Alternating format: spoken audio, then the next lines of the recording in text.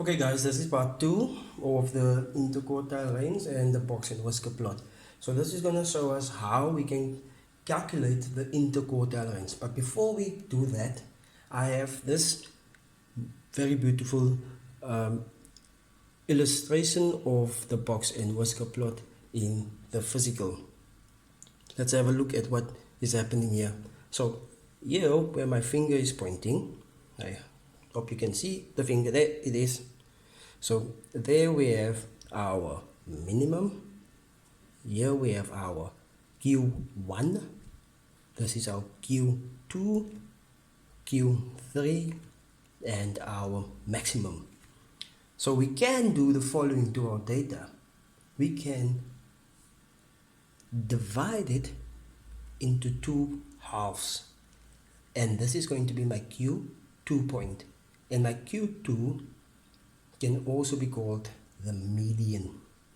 So now we have two halves of our data.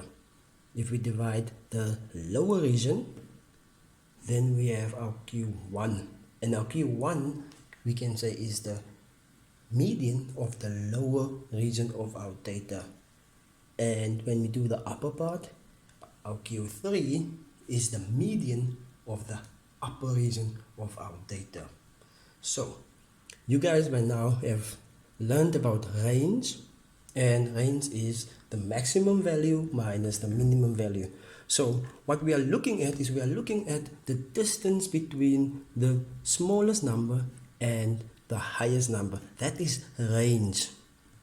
However, when we talk about interquartile range, we are looking at our Q1 up until our Q3. So we are looking only from the quartiles. So we're looking for range, but we are not taking into account our minimum and our maximum.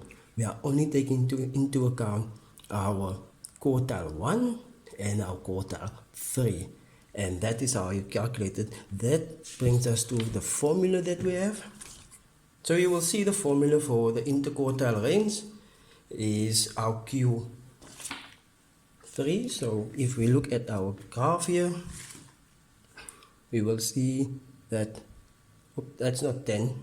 That's not 10. That's my mistake. I own this mistake here. And that's the beauty of life. You make mistakes and you learn from it. So this is supposed to be 14 minus, so the Q3 is 14 minus our Q1, which is 6. And then our answer will therefore be 8 and not the 4 as it was written down here. But that's the beauty of all of these things.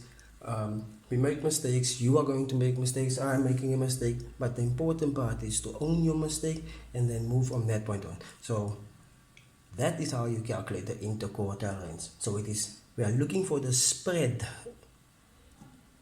or the spread of the data in the middle part. So we are not taking into account the higher and the lower parts of our data.